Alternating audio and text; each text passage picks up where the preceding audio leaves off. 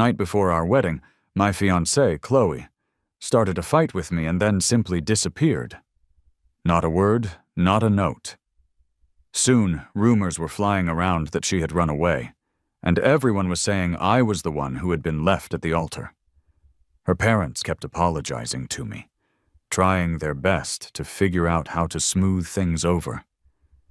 They insisted they would find her before the wedding was supposed to start. I let them talk, but when they were finished, I declined their offer. With everyone in the room looking on in shock, I pointed to a woman sitting in a wheelchair off in the corner. That was Chloe's older sister, Mia. Her mother had passed away years ago, and her father largely ignored her. She was always quiet at family functions, so much so that she was practically invisible. "If Chloe doesn't want the wedding, then we'll just switch people," I said. "It's mostly a business marriage for our families anyway." As soon as I said it, both our families were stunned into a long silence. I saw the woman in the wheelchair, Mia, clench the blanket that was resting on her lap. Her pale hands were tense. She looked just as shocked as everyone else to be suddenly pulled into the center of the drama. Our eyes met for a brief second before she quickly looked down, lowering her head. She didn't agree, but she didn't disagree either. The first person to object was Chloe's mother. Her expression was strained, and I could see a flash of resentment in her eyes when she looked at Mia. But when she turned back to me, her face was pleading. "Leo, Chloe didn't mean it. She's just throwing one of her tantrums. You've been with her for 3 years. You know how she can be. The wedding is so close. Please don't throw away your future over a moment of anger." My own parents didn't say much. They had always let me make my own decisions. They just sat on the sofa, looking on as if they were watching a television show, playfully raising their eyebrows at me. I frowned. I know exactly what kind of person Chloe is. That's why I'm saying this. We had been together for 3 years. I was a bit older than her, and since she had been spoiled her whole life, she could be naive and childish. I didn't mind indulging her, but over time she grew more and more possessive. She was constantly testing my limits, convinced that I would always give in to her in the end. Chloe was used to her family spoiling her, and she seemed to believe the entire world should revolve around her. In her mind, a boyfriend should be completely focused on her, and no one else mattered. She wasn't like that when we first met. She was just a bright, energetic girl who pursued me with a clumsy sort of bravery. Our relationship started easily enough, but as we spent more time together, her more difficult side started to show. At first, I just thought she was a little possessive, which can happen in a relationship and can even be a little exciting. But Chloe was an expert at pushing boundaries. She sensed how much I was willing to let things slide and started to interfere more and more in my life. She didn't want me to have any female friends. If I went out by myself, she had to come along, and if she couldn't, she would be calling me within 30 minutes. If she thought she smelled another woman's perfume on my clothes when I came home, she would completely lose her temper. She would even pull stunts to punish me, like refusing to eat, running off, or sleeping in her car instead of our bed. These punishments seemed silly at first, and I would just go along with them to make her happy. But it became exhausting. The real problem was her relentless need to possess me and her attempts to make my world revolve entirely around her. Her dramatic exit and the rumors about her running away were just another tactic to make me panic and apologize. I was done playing her games. She could live in her princess castle forever, but I wasn't going to be locked in there with her. The Harrisons and the Webbs, our families, had worked together on many business projects. To be honest, the Webbs had benefited more from the partnership with my family, but after so many years of cooperation, our ties were strong. With Chloe and me dating, a marriage alliance seemed like the logical conclusion. Nobody expected it to fall apart right before the wedding day. With the news of the wedding already public, canceling it would only confirm the gossip and bring my family more unwanted attention. I cut Chloe's mother off. "Ma'am, you know Chloe's personality. She won't come back unless I'm the one to give in." Chloe's mother bit her lip, looking at me with an expression that clearly wanted me to go find her daughter and apologize. For small arguments, I would have done it, but blowing things up like this had crossed a line. We were never going to work. My attention shifted back to Mia in her wheelchair. She seemed completely detached, as if I hadn't just proposed marrying her. I felt I should speak with her directly. "Could we have a moment of privacy?" I started to say, then realized I didn't even know her name for certain. I had only met her a few times at social events with Chloe. People would refer to her as the Webb's disabled daughter. And since her own family didn't seem to care much for her, they never formally introduced us. Chloe's mother looked like she wanted to argue more, but Chloe's father gave her a warning look, and then said something quietly to Mia. Mia's expression didn't change, but her long eyelashes trembled slightly, showing she was uneasy. Her hair was a bit long, hanging in thick layers around her face that hid her features and made her seem even more withdrawn. It seemed like every time I saw her, she looked like this. Chloe had once mentioned with disdain that Mia was useless, just staying in her room painting all day without speaking to anyone, and would probably turn into a mute. Once everyone else had left the room, I walked over and sat on the sofa near her. She tilted her head as if glancing at me, but quickly looked away again. Maybe she was curious about me. My initial suggestion to switch brides was partly driven by anger. Looking back, I hadn't really considered her feelings at all. It seemed I had just become another person who dismissed her, just like her own family did. Before I could apologize, she spoke first. "Do you really want to marry me?" Her voice was soft. As soon as she said it, her brow furrowed, as if she regretted speaking so quickly and sounding too eager. I answered her directly. "I'm sorry. What I said earlier was just out of anger." That seemed to hurt her more than anything else. She took a deep breath, and the hand clutching her blanket trembled. It was true. I was the one who suggested marrying her, and now I was the one saying it was just a spur-of-the-moment comment. It was as if I was playing with her feelings even more than her family did. I tried to recover. "I didn't mean to toy with you.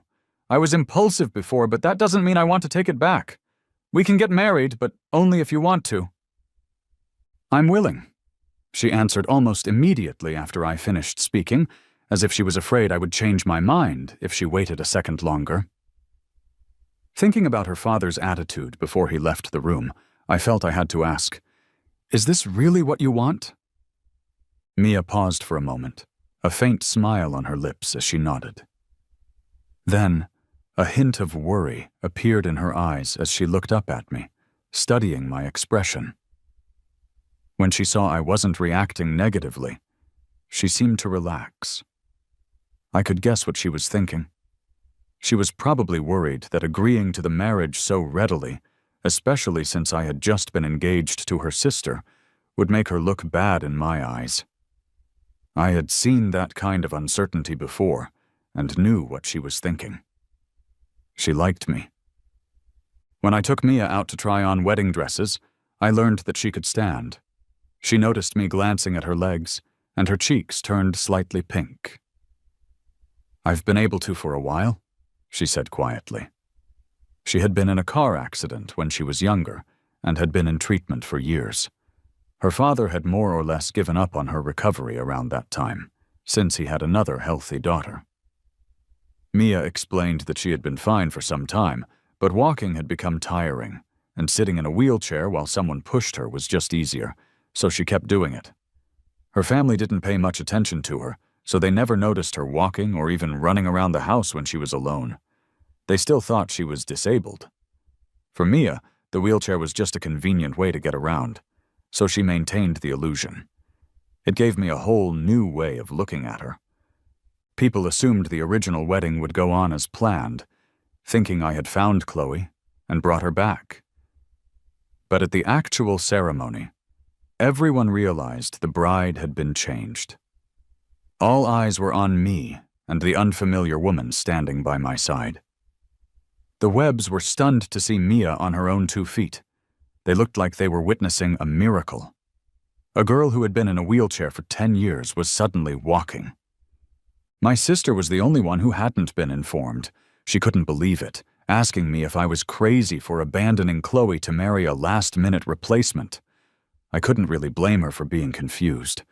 Mia wasn't well known, and many people didn't even know the Webbs had an older daughter. Given that they were half-sisters, there was some resemblance, and, judging by the expressions of a few of my friends, they were drawing their own conclusions. After I gave them a quick explanation, my sister dramatically pretended to cry in sympathy. "Poor Chloe," she said. "She's probably curled up somewhere like a lost kitten, waiting for her prince to come rescue her, not knowing he's marrying someone else." She always had her own theatrical way of putting things, and I was used to it. The ceremony went off without a hitch.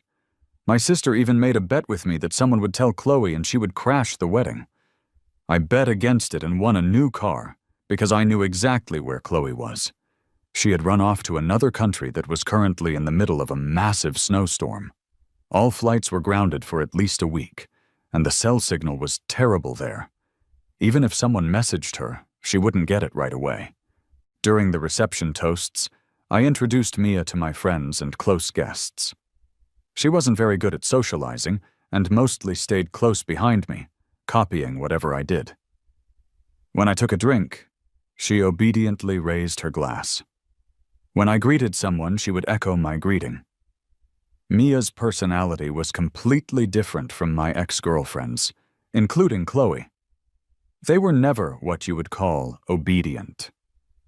Watching her quiet and well-behaved demeanor sparked a mischievous thought. I felt like teasing her. I turned to an old friend and said, "Say cheers, this is my ex-girlfriend." Both Mia's and my friend's faces immediately darkened. Mia stopped in the middle of her toast, looking confused and wanting to be angry, but not sure how. I chuckled and reached for her hand. Her expression went blank for a second, but her anger seemed to fade right away. Was holding her hand all it took to calm her down? "Leo, even though it was brief between us, you don't have to be so cruel," the woman, Zoe, said, playing along dramatically to get my attention back on her. "You know I still have feelings for you. Acting like this really hurts."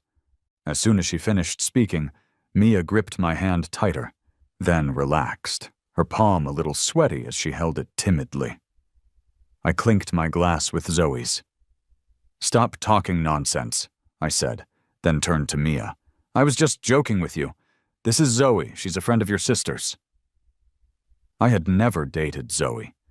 She was one of Chloe's closest friends and was originally supposed to be a bridesmaid. But with the bride swap, it didn't make sense to keep the ex-bride's friends in the wedding party, so the bridesmaids were changed too. Zoe snorted, her expression sharp as she looked at Mia, her loyalty to her friend on full display. "Chloe must be starving by now, waiting for you to come get her, not realizing her place has been taken by someone new." She then added, cryptically, "Who runs off to a country in the middle of a snowstorm to be fetched? Flights are grounded. Should I swim there?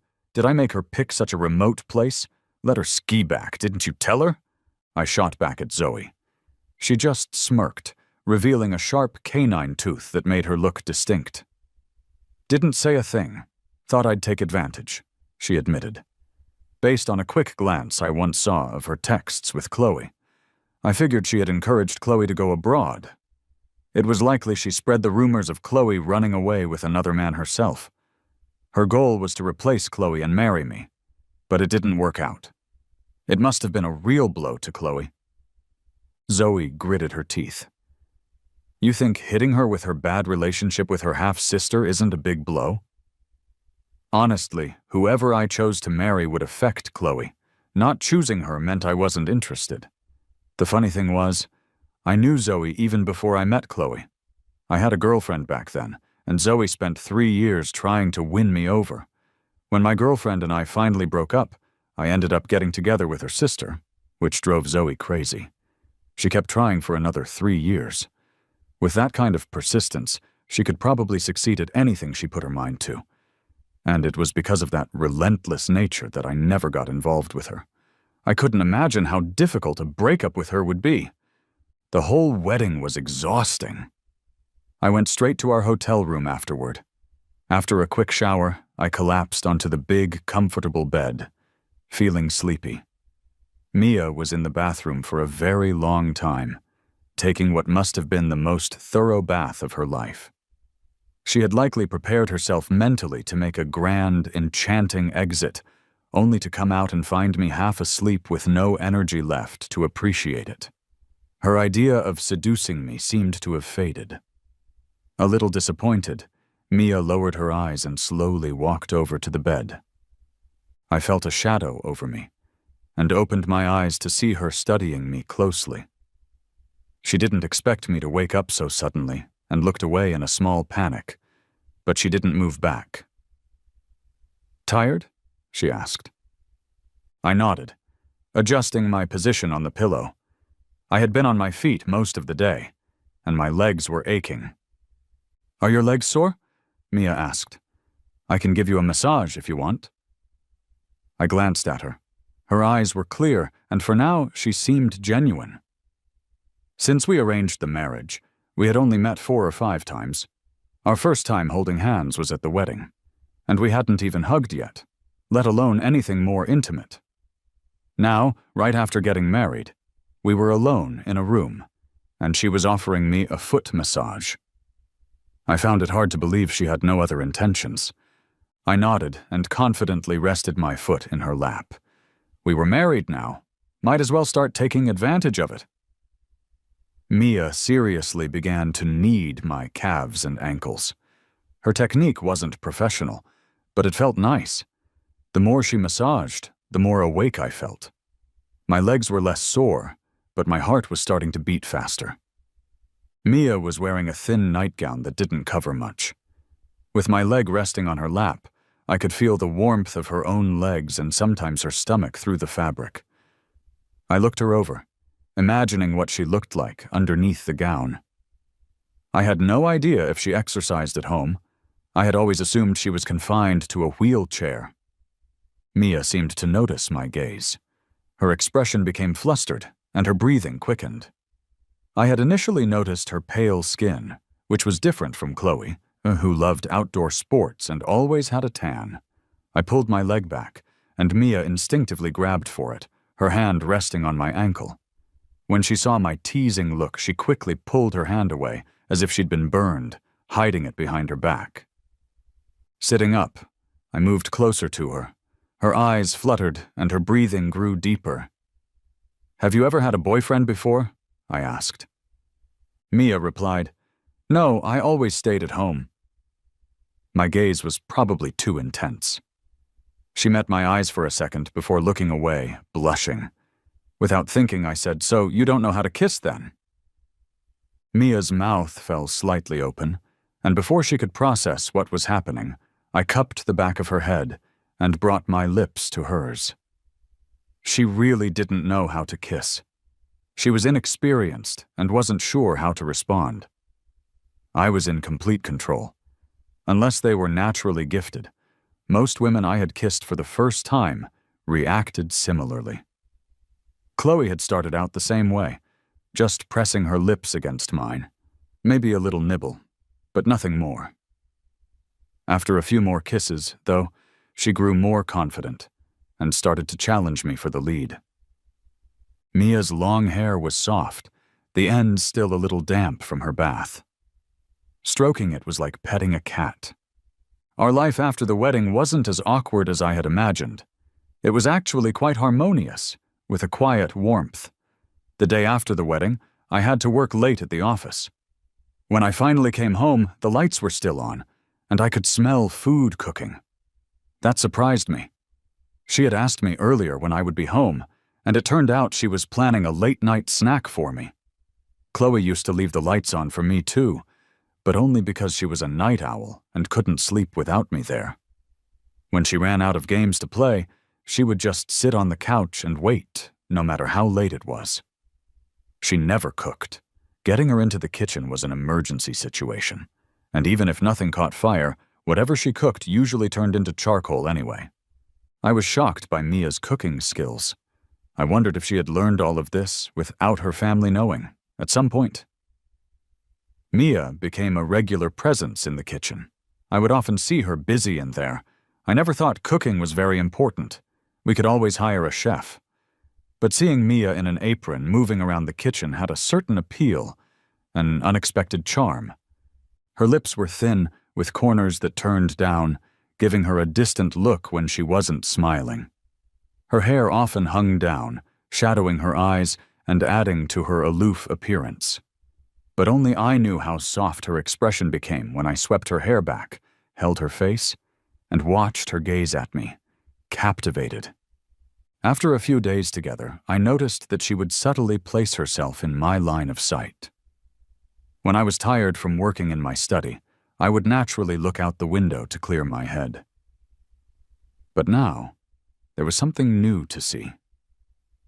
Mia had set up an easel in the yard. She would have her hair tied back and her sleeves rolled up, revealing toned arms smeared with paint. She blended into the garden, becoming a part of the scenery. The dancing light and shadows turned her into a beautiful, unforgettable image. I can't stand being disturbed when I'm working, and neither Mia nor Chloe would bother me during that time. Chloe could be childish, though. Sometimes, if I was in my study for too long, she would sit by the door and scratch it every now and then, like a cat. It was quiet enough that I could ignore it when I was focused, but I would always notice it when I took a break. It was her way of making sure I remembered not to neglect her. Once I was finished, I would open the door to find her sitting there, pulling back her hand and giving me a big smile. My thoughts were interrupted by the sound of Mia's paintbrush falling outside. I have to admit that after 3 years with Chloe, it was hard to let go of her completely. But time has a way of letting the old fade and the new take its place. About 4 or 5 days later, Zoe, with a hint of satisfaction, told me that Chloe had heard about my marriage to her half-sister. "Even without flights, she'll probably find a way to ski back here," Zoe said lazily from across my desk as she fiddled with her phone. "You'd better warn your new wife. Chloe has quite a temper." Without looking up from my work, I said, "Don't talk about her like that. She's my wife now." Zoe's face soured, losing its amused smile. She looked at me without expression, and after a pause, said, "You really have a way of ruining my fun." Then, with a sudden shift in tone, she laughed. "But I kind of like it." Her bluntness made me uncomfortable, and I didn't say anything else, feeling that any response would just encourage her. When I got home that night, Mia was as quiet and calm as ever. She made me a snack and took care of some laundry. She seemed the same as always, but I could sense something was different, probably because of the situation with Chloe.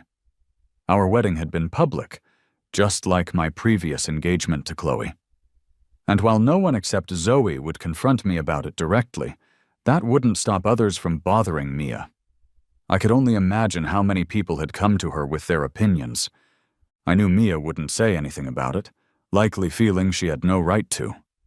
Our wedding started out as something of a farce, and everyone said she had taken her sister's place and stolen her sister's fiancé. If it had been Chloe in this situation, she would have already thrown a fit, making it impossible for me to have a peaceful day. Afterward, she would have looked at me accusingly for letting the gossip get to her, shed a few tears, and then confidently dealt with anyone who bothered her. She was always good at making sure she didn't get taken advantage of. But Mia was different. She didn't grow up being showered with love and doesn't express herself openly. This made her interesting to me. My eyes fell on her tightly pressed lips and the way her long eyelashes drooped as she worked, hiding her thoughts. I couldn't read her emotions. I had an impulse to uncover her feelings, to smooth back her hair and kiss her eyes. So I did just that. After all, isn't that what a wife is for? Mia was surprised, probably not expecting me to act so suddenly. But then she responded awkwardly. When I pushed her down onto the bed, I noticed her eyes were unfocused, her pupils shaking. Aware of my gaze, she shyly covered her face with her arm. Unable to see, her other senses became more intense. She swallowed uneasily, trying to calm the heat rising inside her. I pulled her arm away. I rarely took control like this, usually preferring to be polite, but on the bed, I let myself be a bit more assertive. She felt as if I had removed her last shield. Her slightly open, wet eyes stared at me in the dim light, and she looked captivating. "Is something on your mind?" I asked. Mia paused, maybe too overwhelmed to think clearly, then softly said no. I told her I would get her to open up tonight. I controlled the pace of our kiss, and Mia trembled, showing she wasn't used to it. Just one kiss left her completely defenseless. I did get Mia to open up that night, not just physically, but emotionally. She confessed all the things she had been bottling up. "I don't want her to come back," she said, her voice shaking. "They all say you were supposed to be with her, but we're the ones who got married. I don't want to separate. Don't leave me." Her teary eyes looked at me helplessly. We may have been married, but she knew I didn't know her as well as I knew Chloe. She felt she had no right to be jealous. Since agreeing to the marriage, she knew the day would come when Chloe would return, and she would have to face the fact that I might not like her as much. But she couldn't control her emotions. No one can remain unaffected in a situation like that. She was intensely jealous, hoping that Chloe would miss her flight, or that the storm would last longer, or even that Chloe would face an avalanche while skiing back, though not death, because she would never forgive herself for that. Better if she lived to see us happy. Before her tears could fall, I wiped them away, leaning down to press a soft bite to her lips. "Don't worry," I told her. "I'm not anyone's property. You're allowed to be jealous."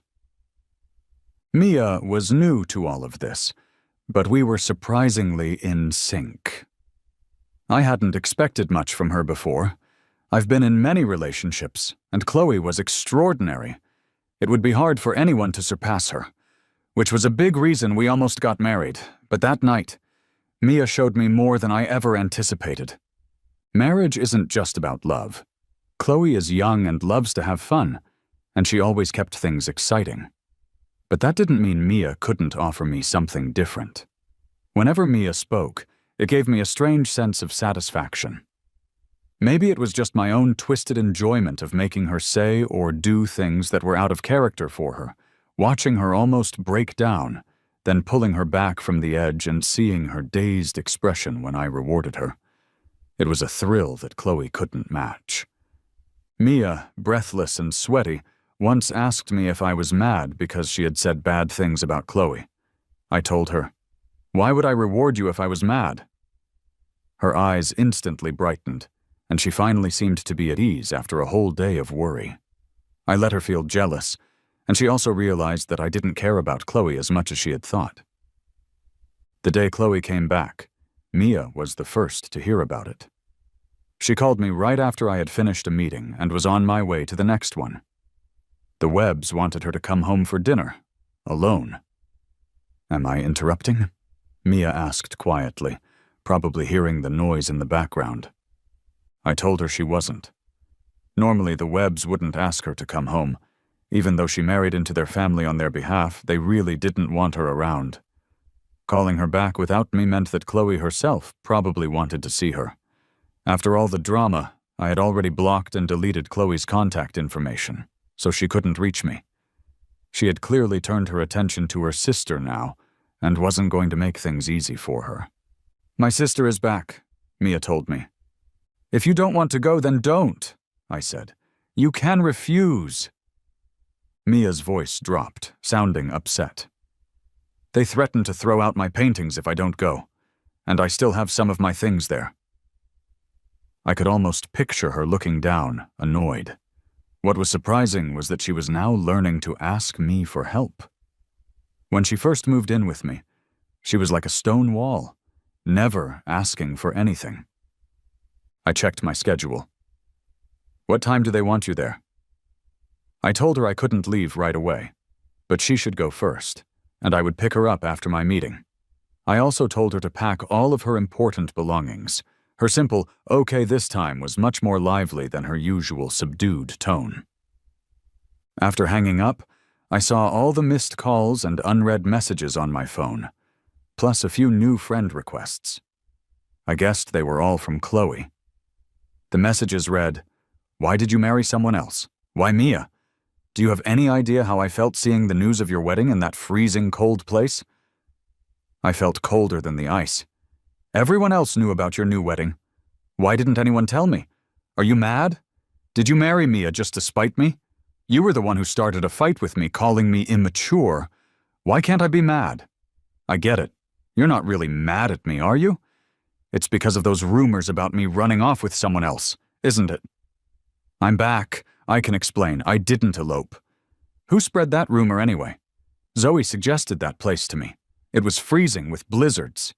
Who would elope to a place like that? I really didn't run off with anyone." She still had her sense of humor. Maybe the blizzard had frozen her last remaining brain cell because she seemed even more clueless than before. After I finished my work, I drove to the Webb's house.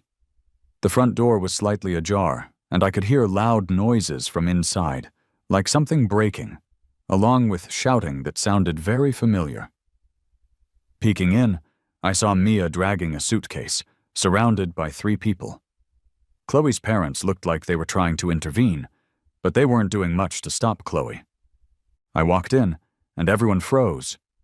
Chloe's hand, which had been on Mia's collar, hesitated and then let go. Her angry face shifted through several emotions: surprise, hurt, and then more anger. She stared at me wordlessly with her dark eyes. The living room was a mess. Mia looked disheveled, with a clear slap mark on her face and a slightly swollen lip. She had been perfectly put together when she left that morning, but now she looked like she'd been through a fight. Embarrassed, she avoided my gaze and tightened her grip on her suitcase. I looked past everyone to Chloe's parents and asked coldly, "Did you call her back here just so your daughter could take out her anger on her?" They were speechless. Chloe, in disbelief, asked, "You're helping her? Why?" "Because she's my lawful wife." I pulled Mia to my side, lightly touching the bruise on her lip. Just that simple gesture and the words "lawful wife" were enough to reignite Chloe's rage. "She's in my place," she yelled. "I was your girlfriend. I was supposed to marry you. She took what was originally mine. Why are you helping her?" "Chloe, you're the one who ran away," I reminded her, thinking her mind was still confused. She kept fuming. "I already explained to you. You made me mad first. I just wanted you to apologize, to prove that you love me completely, but you didn't. You abandoned me and married someone else, someone you don't even know or like, and honestly, someone I can't stand. How can you expect me not to be mad?"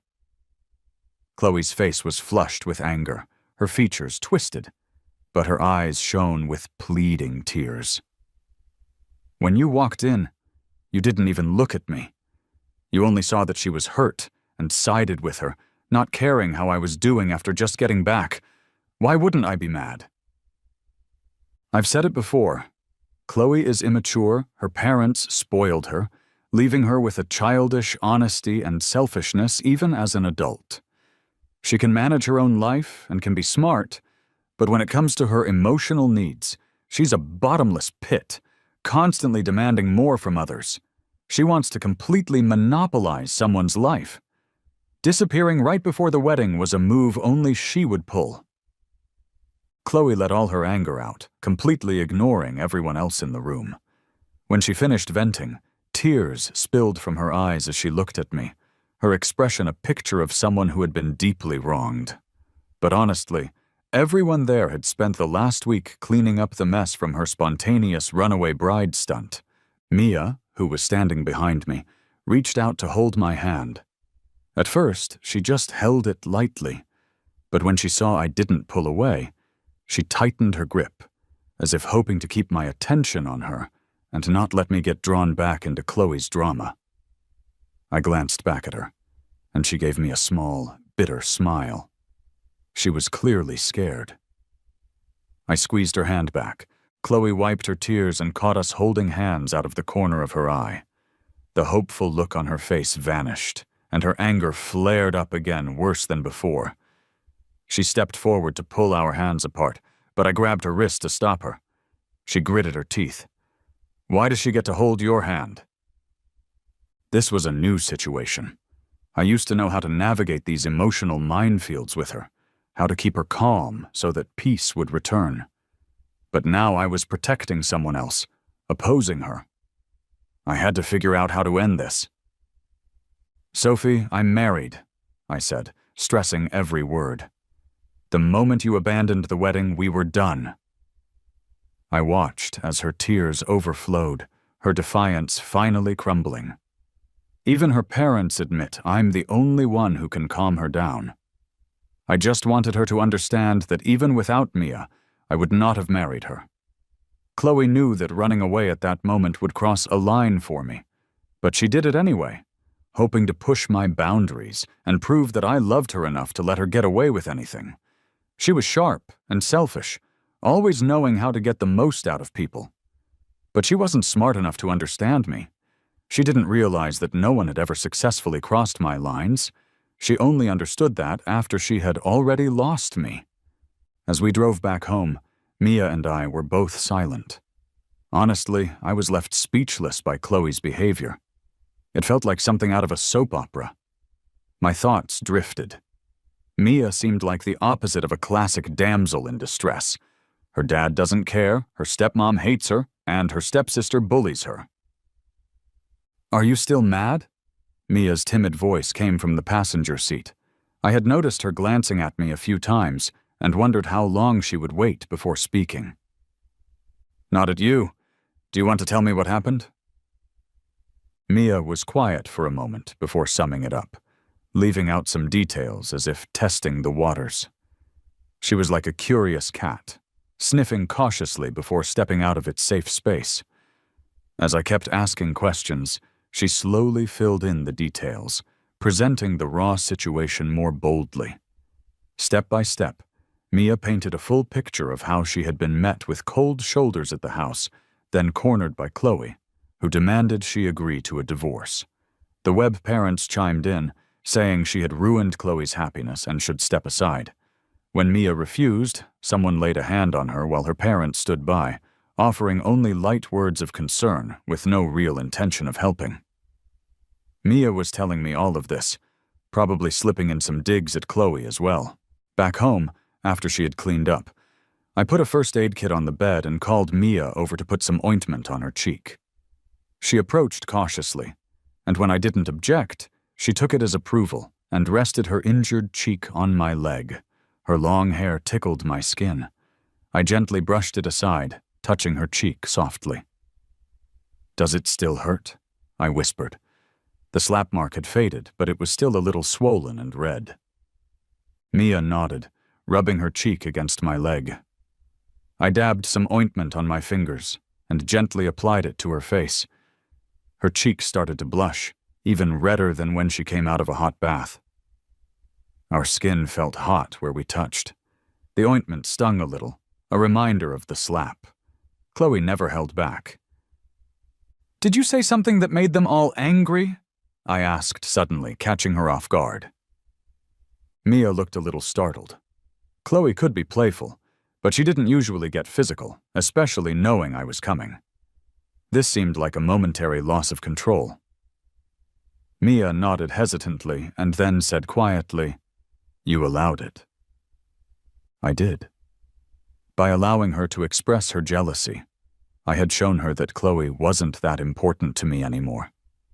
Mia had figured this out and wasn't as vulnerable during her confrontation with Chloe. She didn't fight back physically, but she certainly had a lot to say. Things like how she would be with me forever and how Chloe would never have that chance. They were legally married, and unless Mia made a serious mistake, they would stay that way. Chloe had come to push for a divorce, not to hear a declaration of an unbreakable marriage. There was no way she could tolerate that. Mia wanted me to see how violent and selfish Chloe could be, to highlight her own gentle nature. It was an old trick, but it worked because her opponent wasn't very clever. Mia knew she couldn't fool me with such tricks, and she never intended to. The fact that I didn't criticize her meant the tactic was acceptable. Chloe had lost because she was greedy, used to being loved completely. She wanted that same devotion from her partners, but I wasn't someone who fully invested in love, so she would never get what she wanted from me. Mia was different. Having received little love growing up, a small amount of affection from me filled her entire heart. I tucked Mia's hair behind her ear and gently stroked it to comfort her. "It's okay," I said. "You can be completely open with me." These words seemed to have a mesmerizing effect on her, taking her back years in her memory. She remembered being in a car, watching a much younger me in my school uniform, calmly observing a wild stray cat. The cat was injured and wary of humans, hissing with its fur on end. But I didn't seem scared. Instead, I reached out my hand, saying something to the cat. Unsurprisingly, I got scratched. I barely winced. The cat retreated, but I patiently waited, holding out a treat. The cat, tempted by hunger, slowly crept out. My hand remained still. Once the cat was convinced it was safe, it limped forward for the food. I slowly closed my palm around it, securing it so it couldn't escape. At that moment, I had said something while examining its wounds. The past and the present seemed to merge in her memory, and the words I spoke now landed on that scene from years ago. Mia felt like that cat. Once caught, she would never be able to break free. After Chloe returned, the gossip only grew.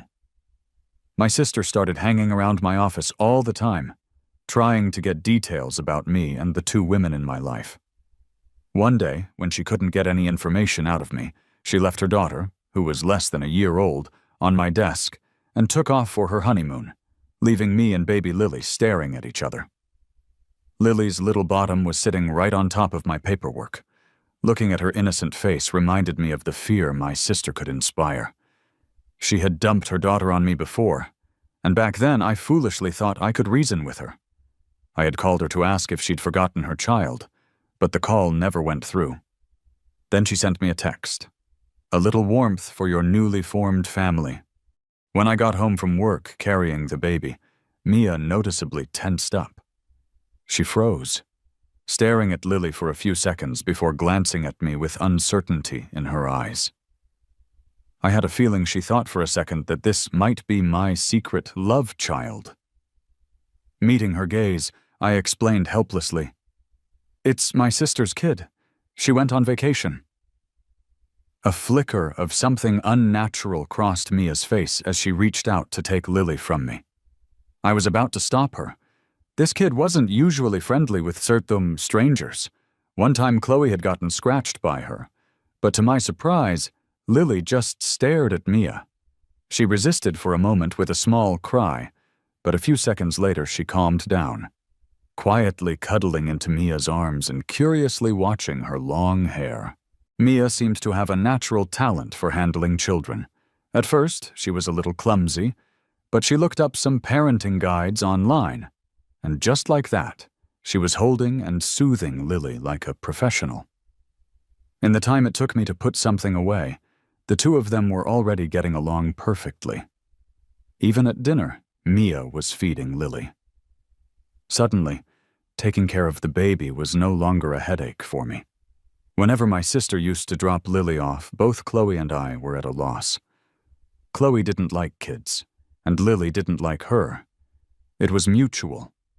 If I ever asked Chloe to hold the baby, I'd come back to find them sitting far apart, not even looking at each other. Chloe didn't just dislike children. She disliked anyone who got too close to me. She complained that when the baby was around, I ignored her, and she felt like the child was stealing love that should have been hers. She insisted she never wanted kids. But Mia was different. She seemed to genuinely like children and was great at caring for others. After her shower, I heard Lily giggling in the bedroom. Mia was playing with her on the bed. I stood by the door watching, my arms crossed before stepping forward. "Is there room for me?" Mia blushed a little and shifted over to make space. I sat next to her. Lily handed me a toy, then grabbed another to give to Mia. "Lily really likes you," I said. Kids have a way of sensing who likes them and who doesn't. That's why no matter how much Chloe tried to pretend, Lily still disliked her. Mia blushed and said, "I like her too." You could see it was true. Even when Lily was tugging at her hair, she didn't complain, just gently coaxed the baby's hand away. Before long, Lily started to get sleepy. Mia took her in her arms, patting her back lightly and whispering to her. She was wearing a loose sleep shirt, her hair in a low ponytail. In the dim light, holding the small child, her features softened. "Do you like kids a lot?" I asked in a low voice. Mia paused, looked at me, and after a moment said, "I like them because of you." So, because Lily was my niece, she liked her. Both Mia and Chloe tried to love by association, but their methods were completely different. Looking at her earnest face, I felt the impulse to tease her. "What if I don't like kids?" I said. "Lily is my sister's, so I love her, but I wouldn't want my own."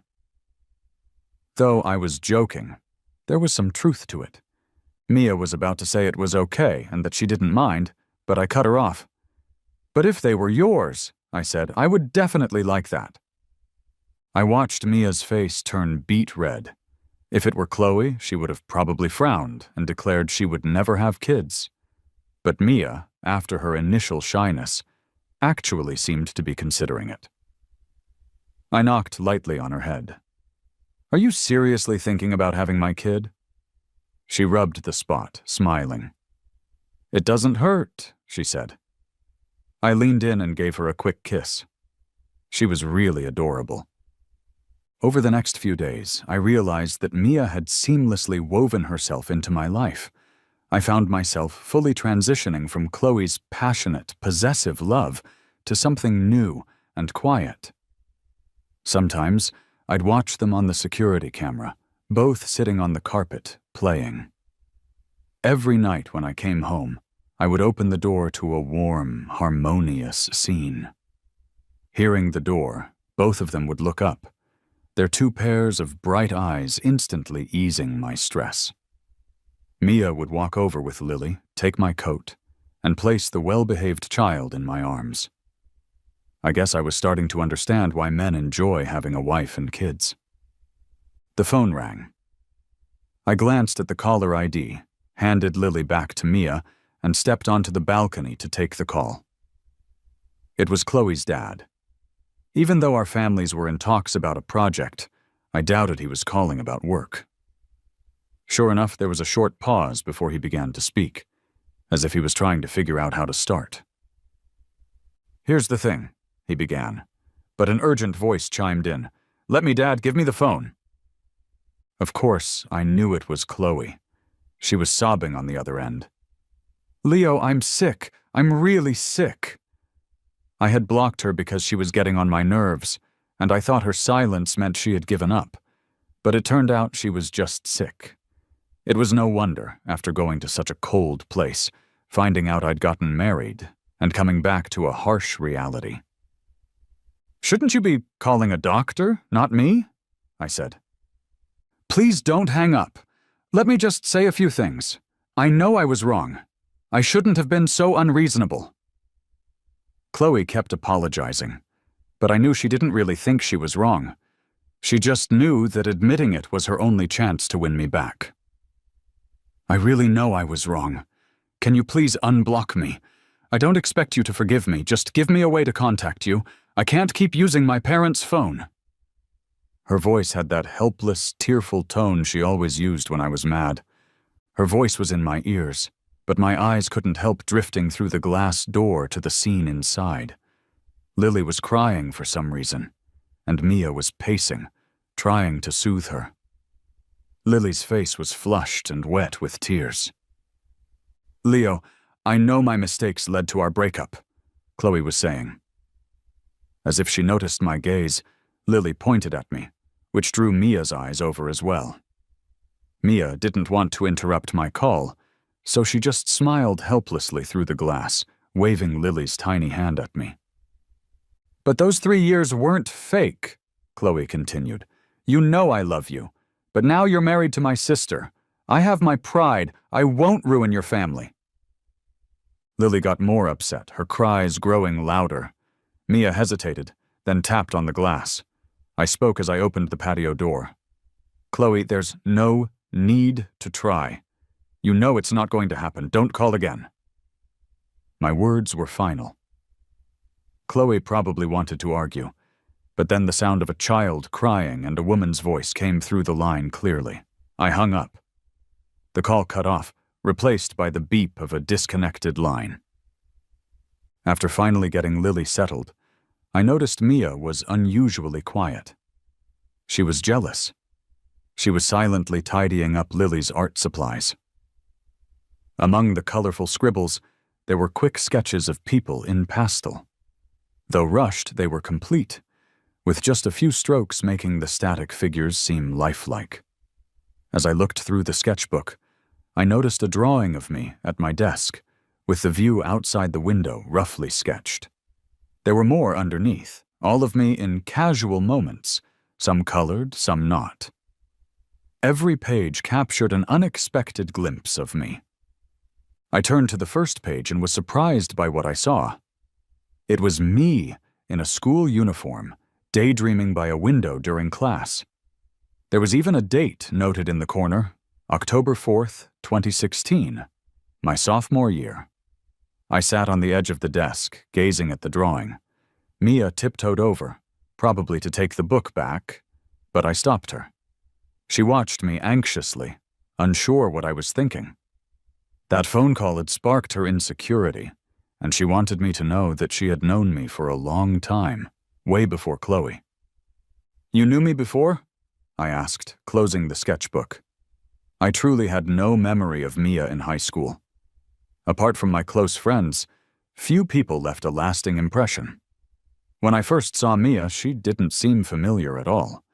September 14th, 2016, at 5:34 p.m., 500 meters from the school, she said without a moment's hesitation, as if it were a reflex. It was like I was being introduced to a completely new version of Mia. I couldn't even remember what I was doing at that time. She pressed her lips together before asking if I would join her in her art studio. I nodded. I had never been in her studio before. I always believed a person's private space was just that, private. As I stepped inside, I realized just how big of a secret she had been hiding. Half the paintings in the room were of Mitan, each one bursting with vibrant colors that stood out among her other, darker-toned works. They were all carefully cherished. Mia pulled another sketchbook from a suitcase and handed it to me. I opened it.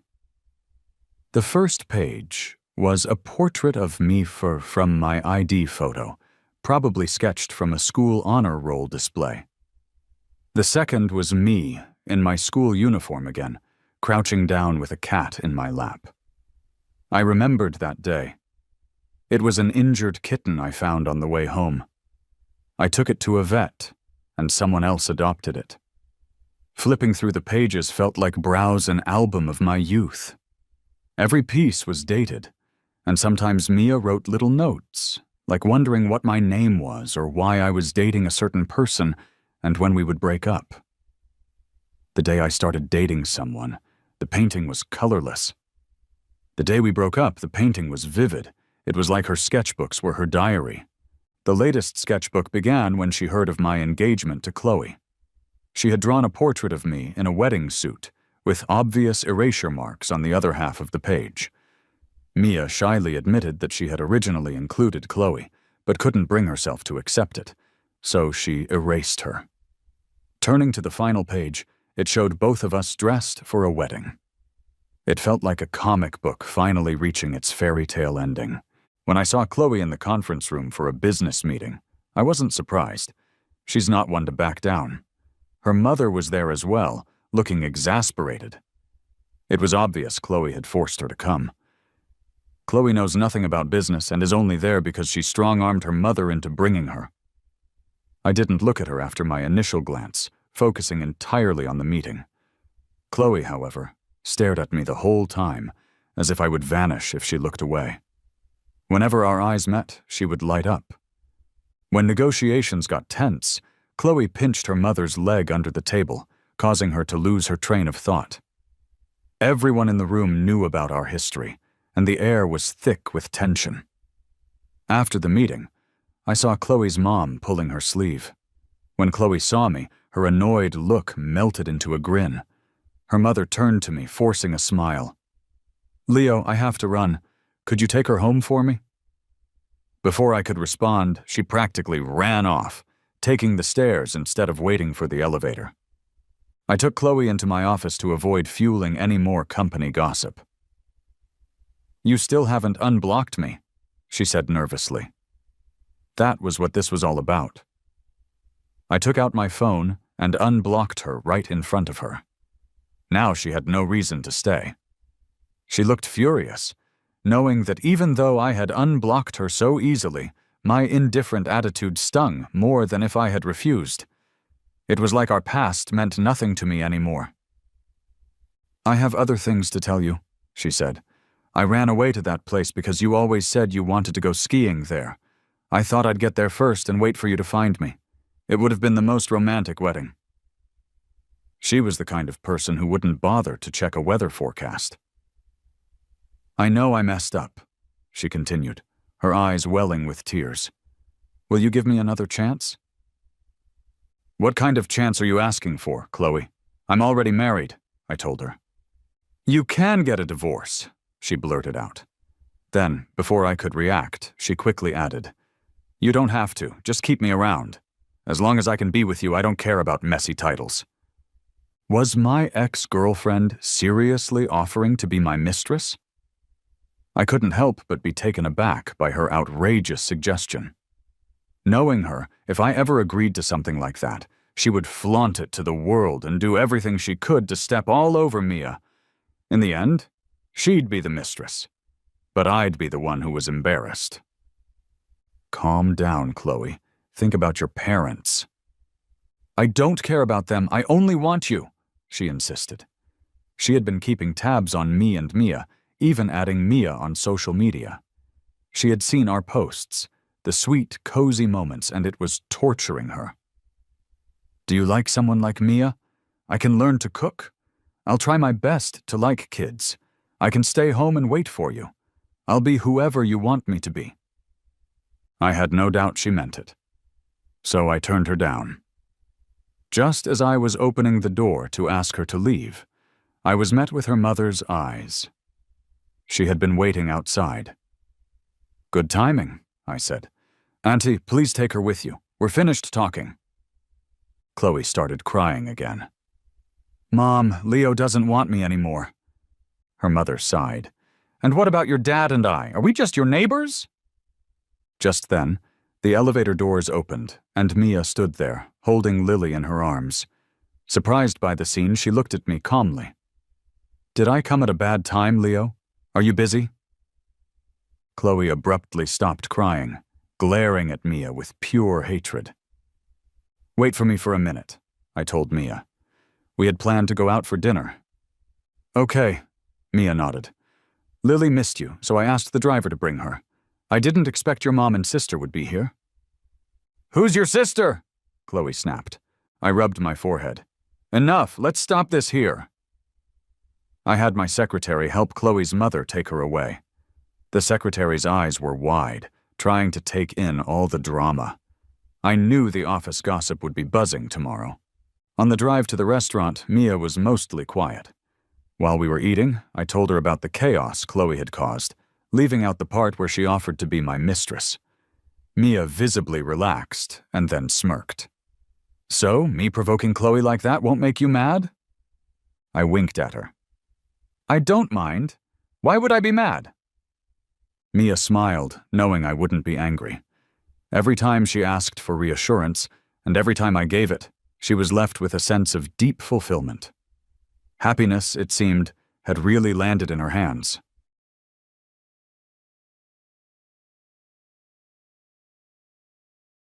KFC is Tucky Duck? We don't say Mackey's, it's Macca's. Macca's? I didn't even know that. Sinful's in the UK. Burger King is Hungry Jack's?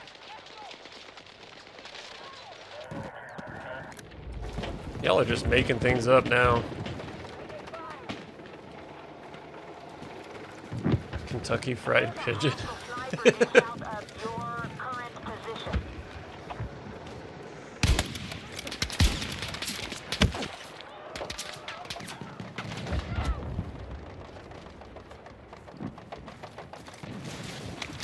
Wendy's is redheaded Sheila Crumb. No, it's not. No. No. No. No. You're just saying things now.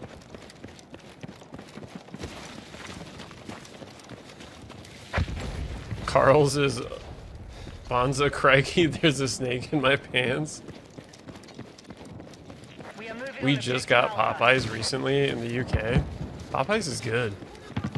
Well, it depends on what Popeyes you go to, at least here in the States. Like the Popeyes by my house, kind of mid. But I've had some really good Popeyes.